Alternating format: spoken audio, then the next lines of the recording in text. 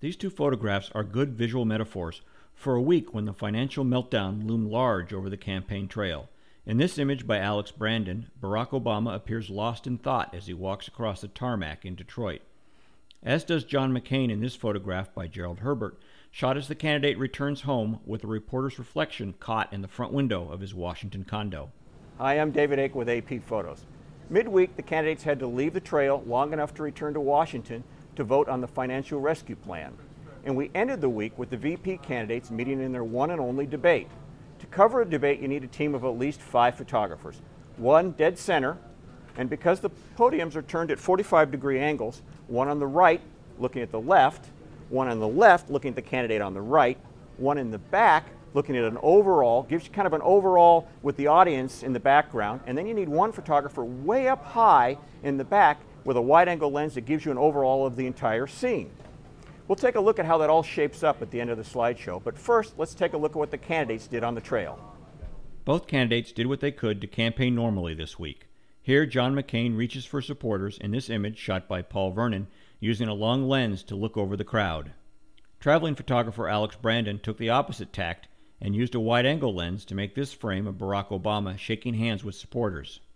In the end, the pressing economic issues were very visible on the trail. Alex Brandon did a nice job of capturing the stress of the week in this frame of Barack Obama talking on the phone while pacing across the tarmac in Reno. The stacked-up square shapes of the buildings add an interesting graphic element to the frame.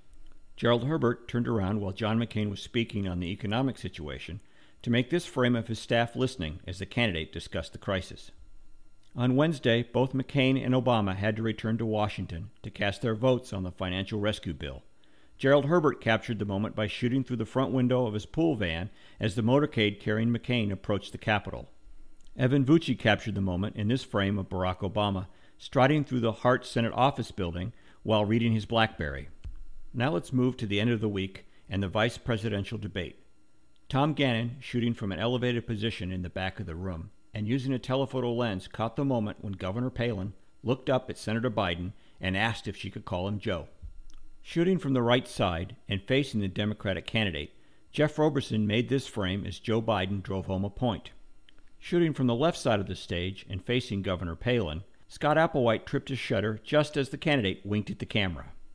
From the reverse position backstage, pool photographer Don Emmert could get the audience in the background as Governor Palin and Senator Biden shook hands at the end of the debate.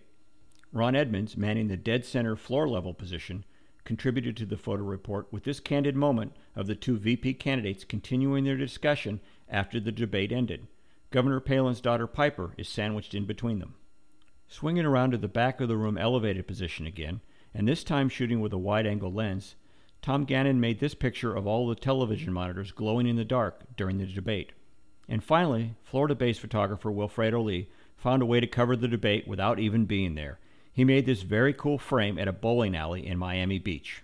On the Washington Photo Desk, I'm David Ake, Associated Press.